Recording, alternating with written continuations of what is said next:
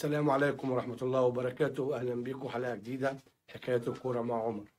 كل عام وأنتم بخير، عام سعيد عليكم يا رب جميعا وعلى الأهلاوية بصفة خاصة، ونتمنى يكون عام خير ورخاء على النادي الأهلي إن شاء الله.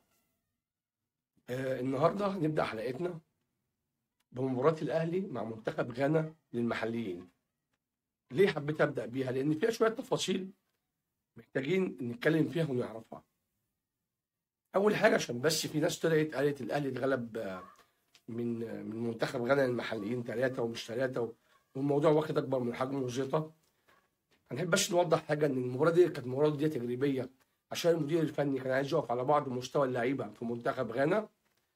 وهنبدأ ونقول النادي الأهلي خد المباراة دي بتشكيل إيه. في حراسة المرمى كان محمد أشرف كوتو، خط الظهر كان مغربي عبد الرحمن مانو، جلال أحمد، حسام ياسين، أحمد أشرف، عمار حمدي، أحمد عرابي، محمد محمود، زياد طارق، وكهربا. ده التشكيل الأهلي خاض بالمباراة. مجموعة تتخطى 60-70% من الناشئين، بجانب مجموعة من ولادنا اللي هيرجعوا بإذن الله مع بداية السنة الجديدة. نتمنى يكون خير ورخاء علينا جميعا إن شاء الله. طيب، المباراة انتهت 3-1. تقدمنا احنا الأول بهدف جابوا زياد طارق، ثم قدر منتخب غانا للمحليين انه يتعادل ويتقدم ويفوز بمباراة 3-1. كان في اللاعب اللي احنا بنتفاوض مع إفري، اللي هو المفروض ان هو موقع للنادي الاهلي 4 سنين ونص، وكان متوقف على رأي كولر فيه. كولر وهو بيشوف المباراة لفت نظره لاعب تاني، ففي تقرير اتعمل بالمباراة كامل، وهيتفرج على المباراة تاني النهارده بالليل عشان يدي كلمته النهائية. أولا في تفعيل بند شراء إفري اللي هو بالمناسبة النهارده جاب هدف من ضربة جزاء، وفي لاعب آخر هيشوف المباراة تاني، وإذا كان كده هيطلب إدارة النادي التعاقد معاه. أنا ما أعرفش مركزه إيه، بس هو في لاعب تاني اتقال إن هو لفت نظره يعني. طيب، قصة إفري كل اللي شافوه قالوا إن هو لعيب جيد، لكن ما هواش برضه الصفقة السوبر، لكن قالوا إن هو تحت السن ومستواه كويس جدا، وهو مش هيفيد الأهلي في البطولات الأفريقية حاليا عشان هو لعب في أفريقيا، فهيكمل 6 شهور وبعد كده هنشوف القصة هتمشي إزاي. ده بالنسبة لإفري.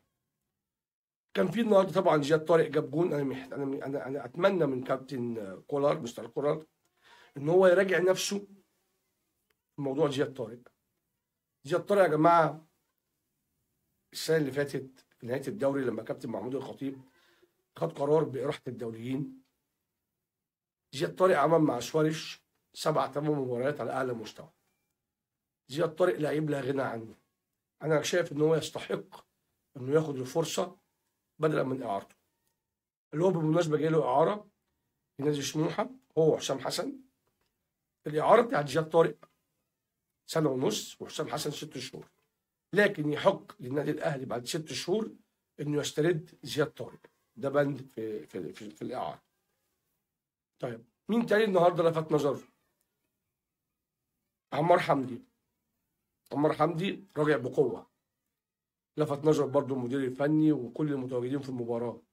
كهربا أنا قلتها وما زلت بقولها، كهربا طاقة مستنية الانفجار. كهربا لو مشكلته خلصت ورجع الملعب دي صفقة سوبر بجد، صفقة سوبر لإمكانيات ومهارات كهربا اللي احنا عارفينها، صفقة سوبر لأن كهربا عايز يرد على ناس كتير. بتمنى إن الموضوع بتاع كهربا يخلص واللاعب يرجع بأقصى وقت ممكن. طيب، في نقطة تانية كنت حابب أتكلم فيها معاكم. بيراميدز عمل مشكلة بدون لازمة، معترض على الملعب اللي الأهلي هيلعب عليه استاد القاهرة الدولي. طب هو لو عنده بس فكرة شوية كده وبص في اللوائح، النادي الأهلي محدد ملعبين للعب مبارياته في القاهرة، ملعب السلام وملعب استاد القاهرة. النادي الأهلي الوحيد ترى مباراته هو من له الحق أن يقرر هيلعب المباراة فين، مش من حق حد يقول حاجة غير كده. لكن هو واضح إن بيراميدز بيعمل أي زي ما بنقول إحنا بنسميها إيه، بيحور. ده بالنسبه لملعب المباراه. المباراه في استاد القاهره الساعه 7 بجمهور الاهلي بادوات النادي الاهلي. بس في نقطه بالنسبه للجمهور، تذكرتي فتحت باب الحجز للتذاكر ساعه وقفلت وقالت نفذت. نفذت امتى ونفذت ازاي؟ مش هنسبق الاحداث لحد ما نشوف يوم المباراه ويبقى الحديث بقيه لو العدد بتاعنا مش موجود في قلب الملعب. احنا بنحارب في جهات كتير للاسف، لكن هنشوف يوم المباراه هو اللي هيحدد اذا كانت التذاكر اتباعت ونفذت ولا دي مؤامره من شركه تذكرتي.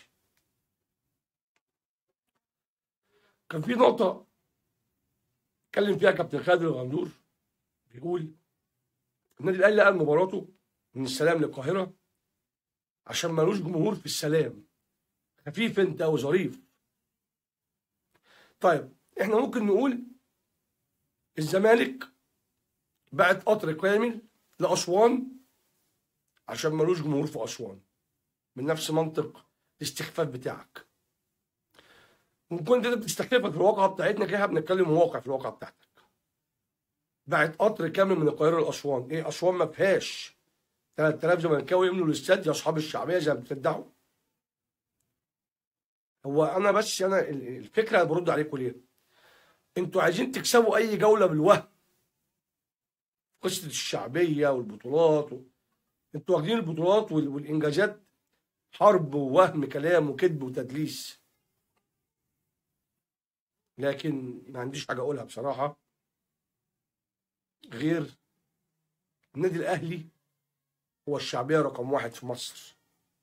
النادي الاهلي لو لعب بره مصر ومسموح لجماهيره تحضر هيملى الاستاد. شوف النادي الاهلي بيستقبلوه ازاي بره سيبوندو.